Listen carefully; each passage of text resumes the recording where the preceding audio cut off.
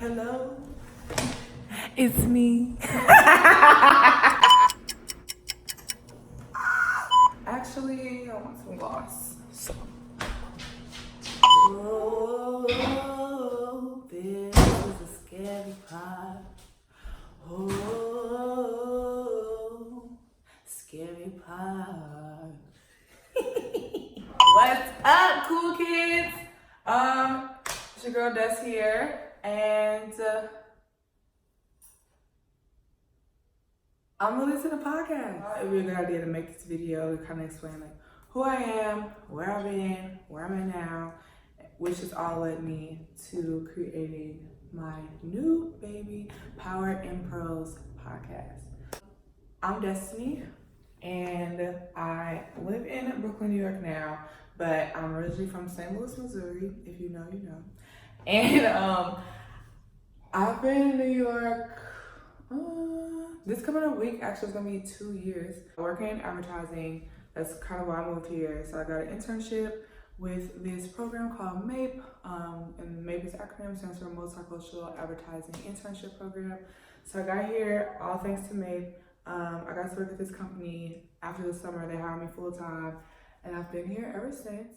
I don't know, the podcast actually kind of derives from why I wanted to do advertising. I feel like, especially now with all these companies like getting scrutinized for different decisions that they make or different people they put in their ads, products that they come out with, and who it impacts, what they choose to represent, what they choose not to represent, all those type of things. I wanted to be in the room when those decisions are made. Like, the company is a company and me is me. So like, even if they do something I don't agree with, fine, but I want to be in the room like, yo, I don't know if it's the right decision, or I think we should do this because people react to stuff this way in my personal life, or whatever the case is. I got here to know what I wanted from New York. What could New York give me? When I leave here, where am I gonna go? No clue. So in trying to figure that out, I did know that I could be a different version of myself than I could be at home or even in college. I always place chains or like limits on the type of Black girl I could be, based on the other people around me or will be accepted by white people and Black people. I don't know, the end game where I wanted to go. I know like a certain type of Black people went to school, or certain type of Black people made it out after they got to school, certain type of people graduated, all that type of thing. Different circles that I wanted to be in. I know I have to act a certain way, or people's gonna be coming down my neck and stuff like that. So moving to New York and just literally one train ride can just make you feel dumb. Like, wow, I could be doing anything. These people out here be looking crazy, dressing crazy, talking crazy. Like, it's insane. And I never felt like I could just be. Being in New York has freed me a little bit.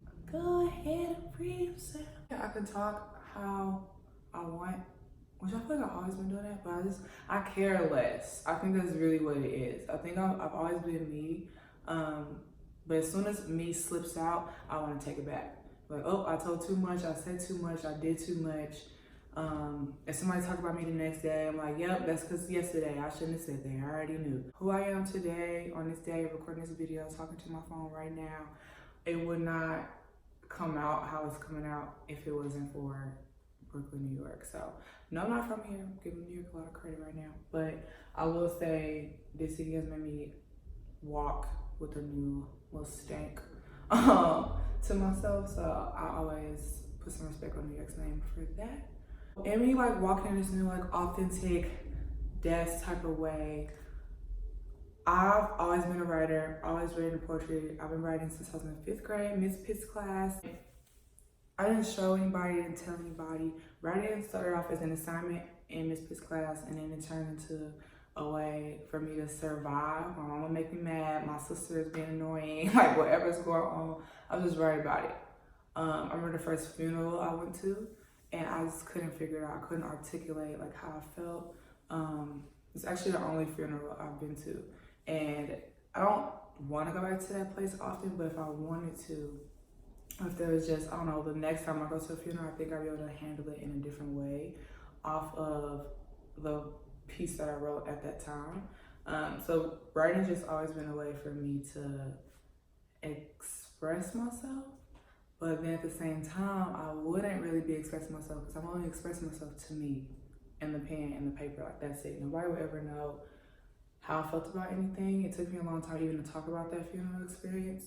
And one day my mama called me crying. She was like, "What's going on?" And I just had the page in front of me. And so like she read it and then she finally talked to me. Like, it just kind of shows why writing for you or doing something for you is good, but it only goes so far if you don't share with other people.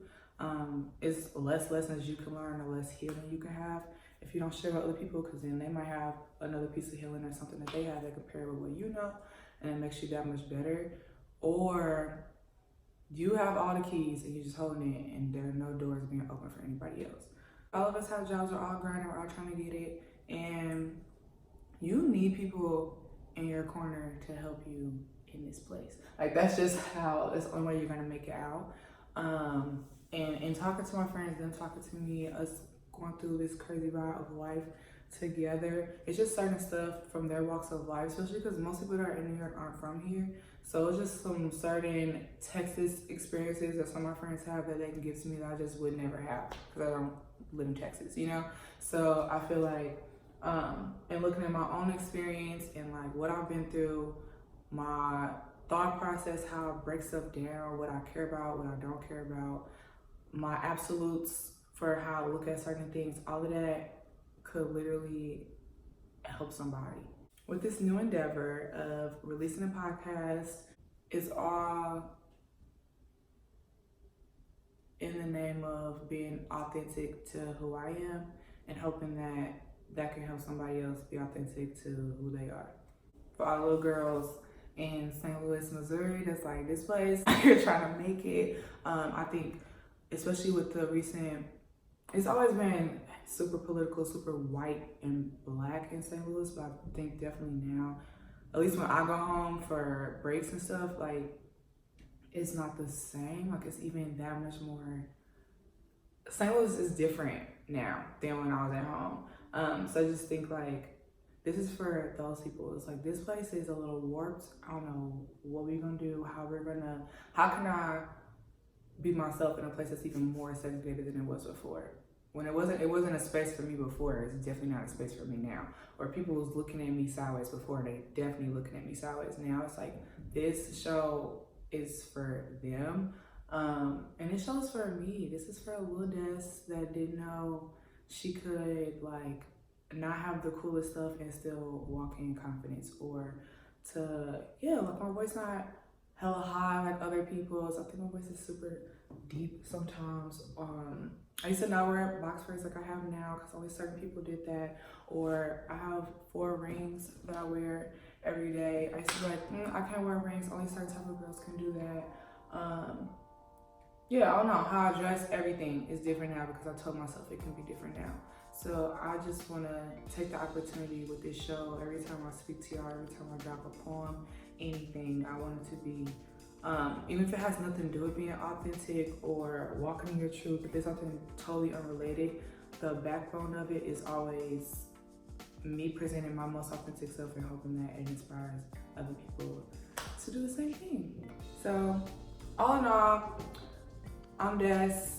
I'm releasing a podcast. I hope y'all like it. Hope you're inspired. Comment, subscribe, gas me up, all that good stuff. And I'll see you when the first episode comes out.